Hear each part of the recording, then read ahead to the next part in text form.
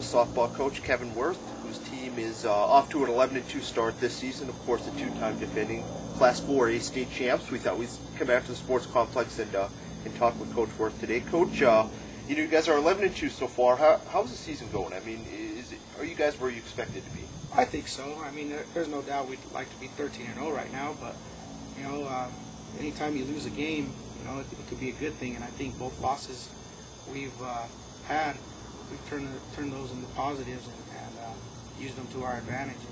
And, it's March, so when you're losing in March, that's not always a bad thing.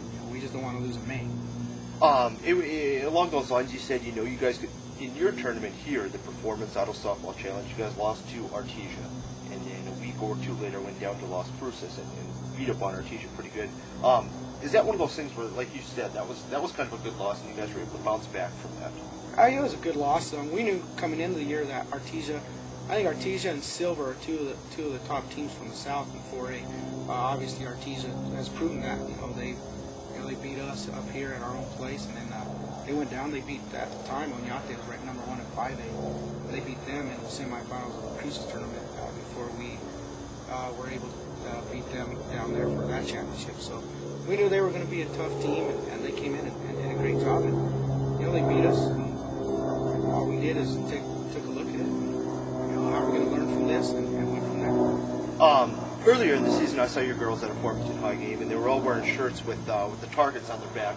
So, I mean, that seems like something you guys are really making a concerted effort to acknowledge. You guys are the hunted for sure. Do the girls embrace that, and do they use that as motivation?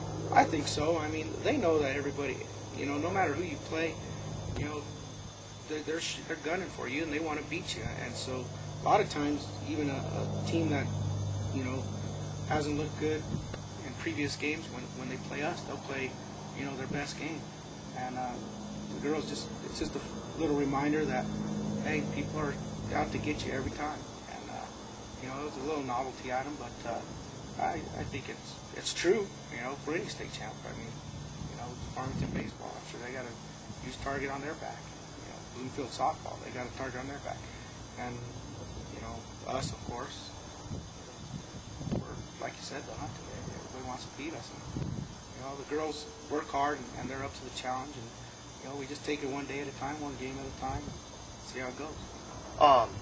This year, of course, you have Jamie Fuller back in the circle, who was so good for you guys last year, and you guys kind of rode her to a state championship a little bit. But you have some other pitchers, too, with Krista Moon and Krista Donisthorpe. Is it tough for you, or is that one of those things where it's a nice problem to have, where you have three very good pitchers to use? Right now, this early in the year, it's a nice problem to have, because the hard thing is trying to get them all innings. And being that Jamie is the returner, and we did. She led us to a state championship last year, and she's a tough kid, and she played through some pain and stuff, and so she's getting the majority of innings right now. But the other two, like you said, right now I have all the confidence in the world for give any one of them the ball and let them go at it. But later on, come late April, early May, we're gonna have to probably make a decision. That's when it's gonna be a lot harder. Is who's gonna get the ball, going to state tournament time, because it's not like baseball where you need that 3-person rotation. It's nice, but we'll see what we do here in a couple of months. If one person's gonna get it, or if we're gonna continue to share it. If we do, the girls they're all fine with it. That's the nice thing, is they're a good team, and they're good teammates, and they understand that. They know their role, so that's a good problem for me.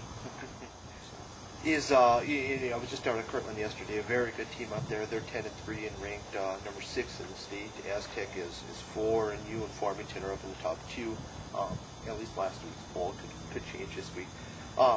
But is that a good thing when you get into district play and you get into April and you're playing those good teams every single game? Is it a positive, or is it a little bit too taxing going into the postseason? Oh, it's a positive. I mean, because it makes you better. Good competition always makes you better. Even if you happen to take a loss, it's a good, again, you got to take it as a good loss and learn from it, and you're going to be a lot more prepared come state tournament time than some of those other teams who don't get to see the quality of pitching we get to see in our district, and quality of hitters, things like that. So I think it's definitely a good thing for our district. It's fun. We're talking with Piedra Vista softball coach Kevin Werth, whose team is off to an 11-2 start.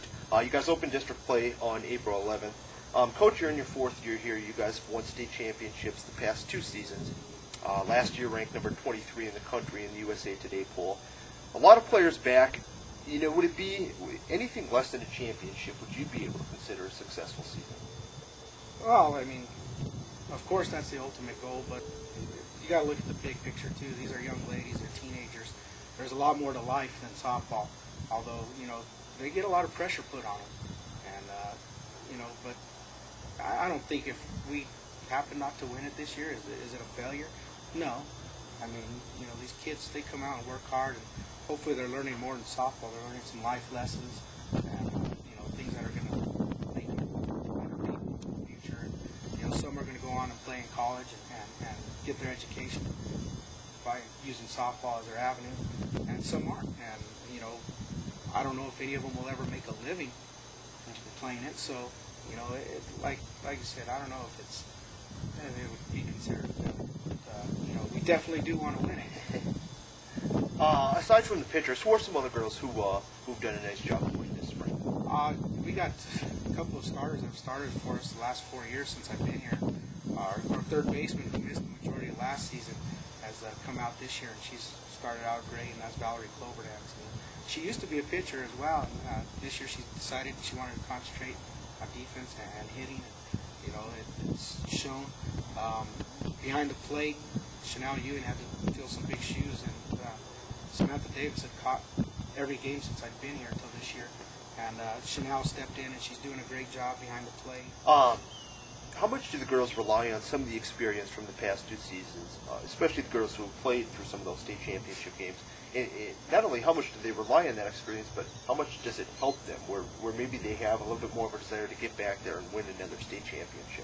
I think it's a driving force for them. I mean, they know what it takes to get there, and they know what it takes to win it. And you know, they're teaching the younger ones who haven't been a part of it.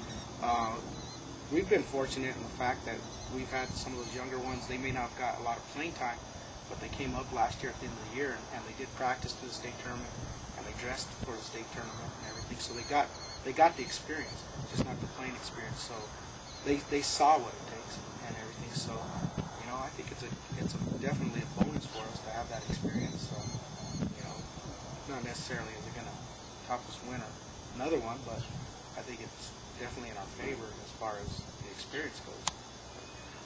You know, I guess final question is, the calendar is getting ready to flip over to April here, about a month and a half left in the season. Is there one thing you can pinpoint that you guys need to work on or to focus on to be as successful as you want to be going forward through about the middle of May? I think the biggest thing for us is just to relax and play ball, you know, to the best of our ability. These girls put a lot of weight on their shoulders, and the commute puts a lot of pressure on them sometimes too. You know, not everybody, but there's people out there. I mean, we've lost 2 games, and I don't know how many people have come up to us and asked us what's wrong. You know, there's nothing wrong. I mean, we're 11-2, and we've got a lot of softball to play.